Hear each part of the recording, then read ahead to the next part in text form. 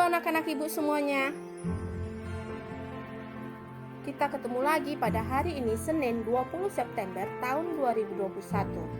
Ibu sangat berharap kamu dalam keadaan baik, sehat, semangat, sudah pada mandi semuanya dan juga sarapan. Baiklah anak-anak ibu, sebelum kita memulai pembelajaran kita hari ini, kita berdoa terlebih dahulu. Dan tentunya kami mengucap syukur ya Bapak untuk berkat Tuhan, untuk penyertaan Tuhan kepada kami hingga pada saat ini. Terima kasih ya Tuhan untuk kasih karunia Tuhan yang terus Tuhan limpahkan kepada kami pribadi lepas pribadi. Tuhan Yesus, sebentar lagi kami akan memulai pembelajaran kami, kiranya Tuhan yang campur tangan. Tutup bungkus kami dengan kuasa Roh Kudus-Mu. Kami juga berdoa untuk keluarga kami, secara khusus untuk orang tua kami dimanapun mereka berada, kiranya Tuhan yang menjaga, melindungi mereka, berkati mereka dalam setiap kegiatan mereka, dalam setiap pekerjaan mereka. Terima kasih ya Bapa, amin.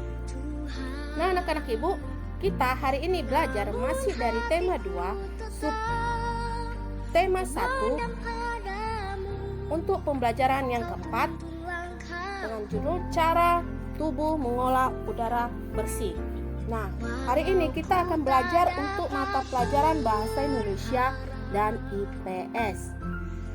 Untuk Bahasa Indonesia, kita akan mempelajari tentang kata tanya.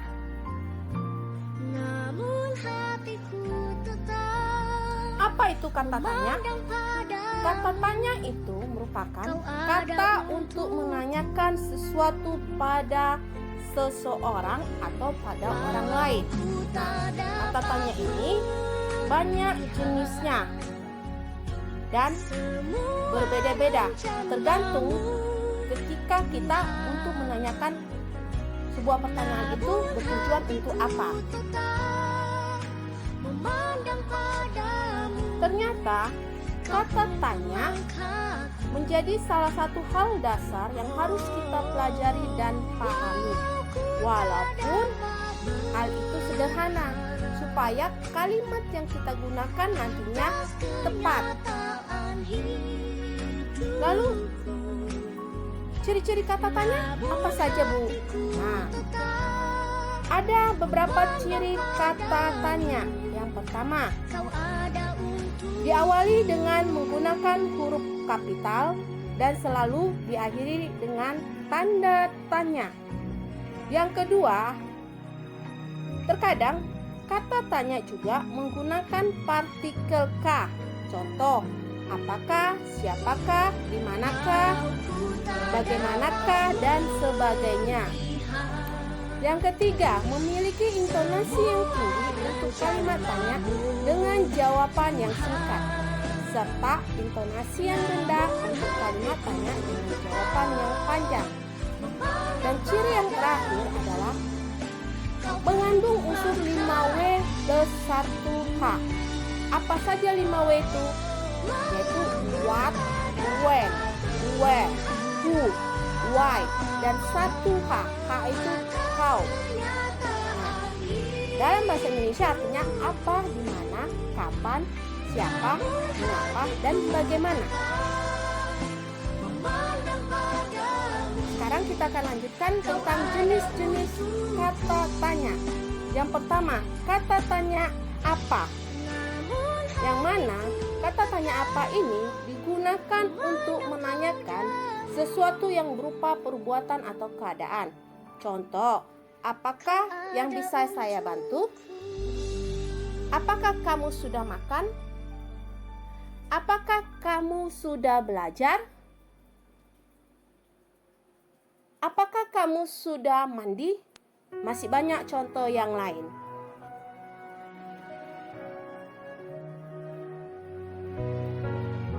Kata tanya kedua yaitu kata tanya di mana, yang mana digunakan untuk menanyakan tempat atau lokasi. Biasanya kata tanya di mana diawali dengan kata depan di, ke, dan dari. Contoh, di manakah rumahmu? Di manakah sekolahmu? Kemanakah kamu pergi? Kemana dia akan pergi? Yang ketiga, kata tanya kapan.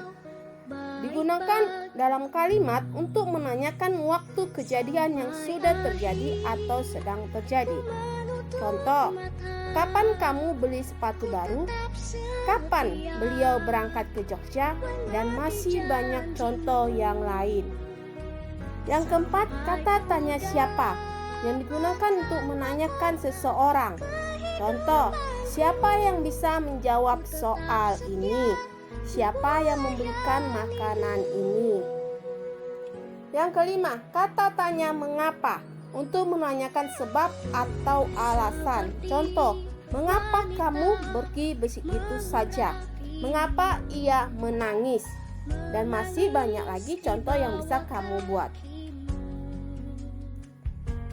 Yang terakhir, kata tanya bagaimana digunakan untuk menanyakan hal yang berkaitan dengan cara atau proses. Misalnya, bagaimana proses terjadinya hujan? Bagaimana cara membuat bolu pandan? Kita masuk ke pelajaran mata pelajaran IPS mengenai bentuk usaha dalam kegiatan ekonomi masyarakat Indonesia.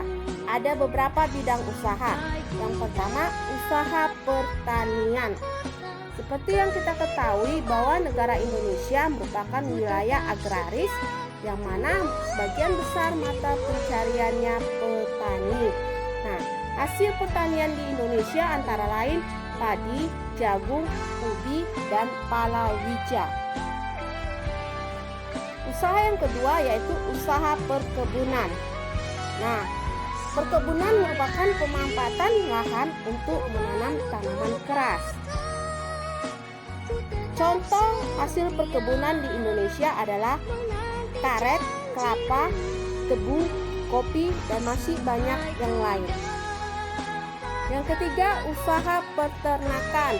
Bisa dibagi menjadi peternakan hewan besar, hewan kecil, dan unggas. Yang termasuk peternakan hewan besar contohnya sapi dan kuda. Kalau yang contoh peternakan kecil, kambing dan domba, sedangkan unggas adalah ayam dan entok atau ayam dan itik. Yang keempat, usaha perikanan. Kalau usaha perikanan di darat bisa dilakukan dengan membuat kolam. Nah, kalau perikanan air tawar, contohnya ikan nila dan lele. Sedangkan perikanan air payau, contohnya ikan banden dan udang. Yang kelima, usaha kegiatan ekonomi yang ada di masyarakat Indonesia yaitu usaha kehutanan. Nah, Indonesia memiliki banyak hutan. Hutan di Indonesia itu dimanfaatkan untuk kegiatan ekonomi. Contohnya, kayu yang diambil dari pohon. Selain itu, ada hasil hutan non-kayu, seperti madu dan damar. Ketika kita mengolah kehutanan, kita harus bijaksana dalam mengelola hasil-hasil hutan yang ada, supaya tidak merusak ekosistem hutan. Yang keenam, usaha pertambangan, yang mana dilakukan dengan penggalian mineral dari dalam tanah. Contoh pertambangan yang ada adalah minyak bumi dan batu bara. Yang ketujuh, usaha perindustrian, yang mana maksudnya mengolah bahan mentah menjadi bahan jadi atau setengah jadi. Biasanya usaha perindustrian ini bisa dilakukan oleh perseorangan, perkelompok atau perusahaan. Contohnya, pengolahan benang menjadi pakaian, pengolahan daging menjadi makanan kaleng. Selanjutnya, usaha perdagangan. Nah, usaha perdagangan yaitu maksudnya barang dari produsen sampai kepada konsumen.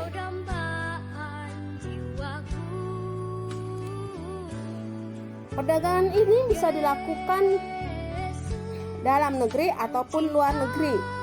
Contohnya, perdagangan hasil perkebunan, hasil pertanian, industri, dan yang lainnya. Yang ke-9, usaha jasa. Kalau usaha jasa ini bukan produk tapi melainkan pelayanan tertentu.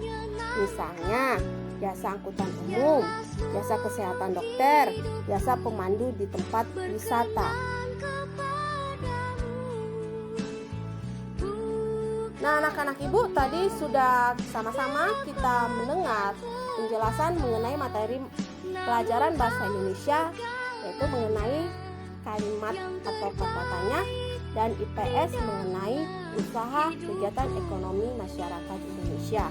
Nah, tugas kamu yang pertama untuk mata pelajaran bahasa Indonesia, kamu buka buku kamu halaman 26. Di situ ada 6 kata tanya.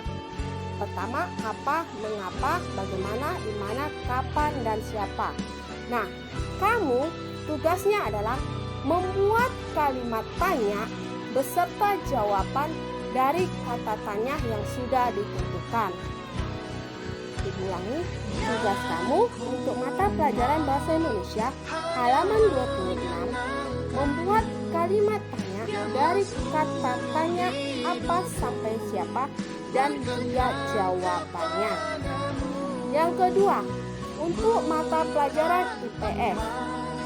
Tadi sama-sama kita sudah dengar dan kita lihat bahwa ada 9 usaha kegiatan ekonomi masyarakat Indonesia.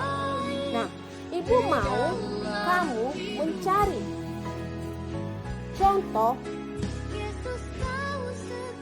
dua saja kegiatan ekonomi yang ada di masyarakat berupa gambar. Kamu cari gambar kegiatan ekonomi yang ada di masyarakat, lalu kamu tempelkan di buku tugas tematikmu untuk mata pelajaran IPS. Tadi kan ada 9 kegiatan ekonomi Indonesia.